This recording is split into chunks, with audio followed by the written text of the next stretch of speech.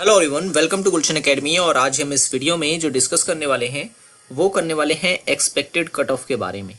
तो कल रात को ही जो है यूजीसी एनटीए के द्वारा जो है आंसर की रिलीज़ कर दी गई थी, जिसके लिए मैंने जो है आपको अपडेट भी किया था। तो कई लोगों ने जो है अपने आंसर्स की चेक की है। अगर आपने अभी तक नहीं की है तो ज़रूर चेक करें, और किसी भी क्वेश्चन में अगर आपको डाउट लगता है तो आप उसे चैलेंज कर सकते हैं। तो रिजल्ट कब तक आ सकता है, इसको लेकर के जो है कई क्वेश्चंस पूछे जा रहे हैं। तो देखें, रिजल्ट के ऊपर हम अभी कुछ कंफर्म नहीं कह सकते हैं, लेकिन आशा है कि 5 से 7 दिन में जो है आपका रिजल्ट भी जल्दी कर दिया जाएगा, क्योंकि इस बार जो है एग्ज़ाम में काफ़ी गैप दे दिया गया है। ठीक है, तो 1 महीने पूरे लग गए हैं एग्ज़ाम में। तो अब देखें, आंसर की भी जो है आपको देखो 3 दिन में जो है जारी कर दी गई। तो उसी प्रकार से जो है रिजल्ट की भी आशा है कि जल्दी रिजल्ट आ जाएगा। एक्सपेक्टेड कट ऑफ क्या जा सकती है इस बार? तो कई लोगों ने जो है मुझे अपने मार्क्सेस बताए हैं सब्जेक्ट के, उन्हीं के बेस पे मैंने जो है कुछ एक्सपेक्टेड कट ऑफ बनाई है। तो चलिए शुरू करते हैं। देखें, फिलॉसफी की अगर हम बात करें तो इनकी देखिए, कई सब्जेक्ट ऐसे थे जिनका इस बार एग्जाम इजी था, और कई सब्जेक्ट ऐसे थे जिनका एग्जाम टफ था। टफ एग्जाम था, और कुछ सब्जेक्ट ऐसे थे जिनका इजी था। तो उसी आधार पे जो है मैंने बनाया है एक्सपेक्टेड कट ऑफ। जैसे कि अगर फिलॉसफी की अगर हम बात करें तो जनरल की, ईडब्ल्यूएस की, ओबीसी की, एससी की और एसटी की, तीनों ही कैटेगरी आप यहाँ पे देख सकते हैं। सामने मैंने यहाँ पर जेआरएफ और असिस्टेंट प्रोफेसर की कट ऑफ लिख रखी है, और यहाँ पर असिस्टेंट प्रोफेसर की लिख रखी है। पीएचडी की मैंने नहीं लिखी है, ठीक है। पीएचडी की आप सबको पता है कि पिछली बार जो रिजल्ट आया था उसमें 3 कैटेगरी थी, एक पीएचडी वालों के लिए, एक असिस्टेंट प्रोफेसर वालों के लिए, और एक थी जेआरएफ और असिस्टेंट प्रोफेसर वालों के लिए, और पीएचडी वालों के लिए। तीनों ही कैटेगरी जो है बनाई गई थी। तो इस बार जो है मैंने कट ऑफ में अगर मैं बात करूँ एक्सपेक्टेड कट ऑफ में, तो 2 ही कैटेगरी ली हुई है। तो देखिए, फिलोसफी की जनरल की जो कट ऑफ जा सकती है वो 200 से 190 के बीच रहेगी। ठीक है, मतलब 200 जो है वो जेआरएफ और असिस्टेंट प्रोफेसर के लिए रहेगी। असिस्टेंट प्रोफेसर की अगर हम बात करें तो सिर्फ 190 जो है जाने के चांसेस हैं।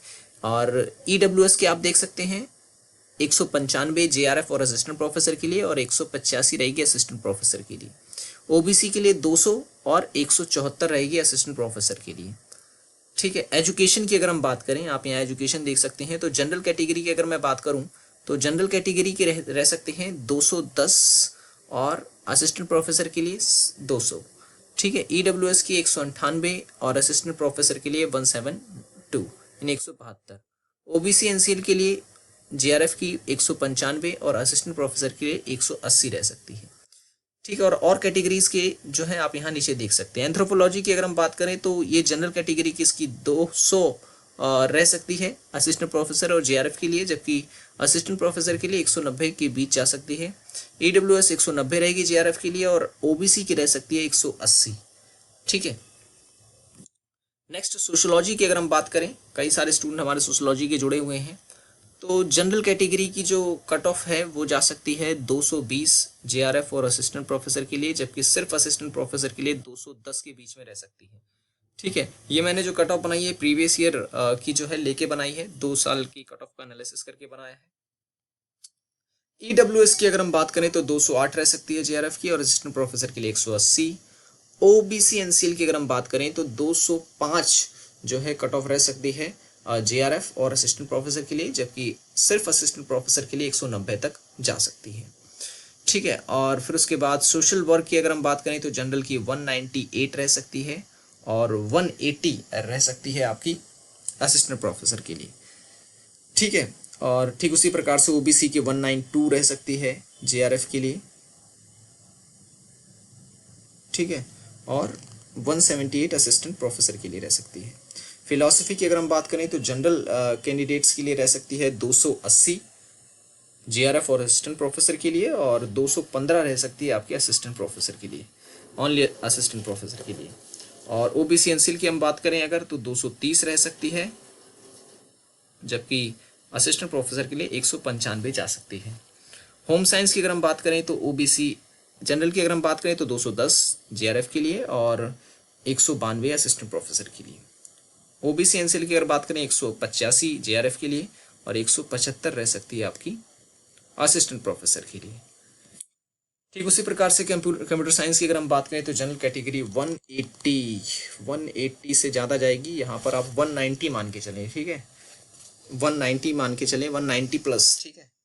और असिस्टेंट प्रोफेसर ये भी बहुत कम है, ठीक है, ये थोड़ा सा टाइप में थोड़ा इसमें ये कर दिया, 162 इससे थोड़ी हाई जाएगी, ठीक है, क्योंकि जितने स्टूडेंट ने मुझे दिया कर रहे हो कि पेपर जो है थोड़ा इजी था, तो इसलिए इसकी कट ऑफ थोड़ी बढ़ सकती है। एनसीएल की भी देखें 162 नहीं, इससे थोड़ी अबव रहेगी, 10 प्लस कर मान के चले इसमें भी, और असिस्टेंट प्रोफेसर में भी 10 प्लस मान के ही चलें, 10 और 20 प्लस मान के चलें, ठीक है। इकोनॉमिक्स की अगर हम बात करें तो ओबीसी जनरल की 212 रहेगी जेआरएफ के लिए, और 192 रह सकती है आपकी असिस्टेंट प्रोफेसर के लिए। और फिर उसके बाद ईडब्ल्यूएस 198, ओबीसी एनसीएल 196 रह सकती है, ठीक। अच्छा, एनसीएल को लेकर के कई स्टूडेंट का डाउट था, एनसीएल क्या है तो मैं बता दूं, ओबीसी में दो कैटेगरी हो जाती है, एक होते हैं एनसीएल, एक होता है नॉन एनसीएल वाले, ठीक है, नॉन क्रीमी सर्टिफिकेट, मतलब एक क्रीमी लेयर वाले, एक नॉन क्रीमी लेयर वाले। तो अगर आप नॉन क्रीमी लेयर में आते हैं तो आपको ये सर्टिफिकेट बनाना होता है एनसीएल का, ओबीसी एनसीएल का, तब आप जो है ओबीसी का जो रिजर्वेशन ले सकते हैं। एनसीएल आपके पास नहीं है तो ओबीसी सर्टिफिकेट नहीं माना जाता, तो इसलिए ओबीसी एनसीएल वाले को रिजर्वेशन मिलता है, ना कि ओबीसी सीएल वालों को, यानी क्रीमी लेयर वालों को। 196 असिस्टेंट प्रोफेसर के लिए जा सकती है, जेआरएफ के लिए सॉरी, 170 जा सकती है आपकी असिस्टेंट प्रोफेसर के लिए।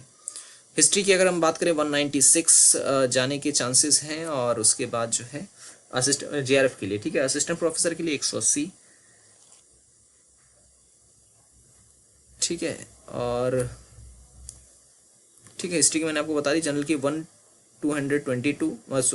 212 जनरल कैंडिडेट के लिए जेआरएफ की, और असिस्टेंट प्रोफेसर की 198 जा सकती है, ओबीसी एनसीएल की 196 है जेआरएफ के लिए, और असिस्टेंट प्रोफेसर के लिए 180, ठीक है, हिस्ट्री की ये तो थी। बात करते हैं पॉलिटिकल साइंस की। पॉलिटिकल साइंस में कट ऑफ थोड़ी सी हाई होगी, क्यों? क्योंकि कई स्टूडेंट्स कह रहे हैं काफ़ी इजी पेपर था, पेपर 1 खेल सकता है इस समय, क्योंकि पेपर 1 जो था वो थोड़ा टफ था, जिसमें अगर स्टूडेंट ने पेपर 1 अच्छा किया है तो पेपर 2 में भी अच्छे बनेंगे, क्योंकि पेपर 2 काफ़ी इजी था स्टूडेंट के अनुसार। तो जनरल कैटेगरी की 230 मान के चल सकते हैं हम इसमें, ठीक है, जेआरएफ के लिए, और असिस्टेंट प्रोफेसर के लिए 210 मान के चल सकते हैं, और ईडब्ल्यूएस 195 190, ओबीसी एनसीएल की जेआरएफ के लिए 190 मान सकते हैं, और असिस्टेंट प्रोफेसर के लिए 180 मान के चल सकते हैं, ठीक है।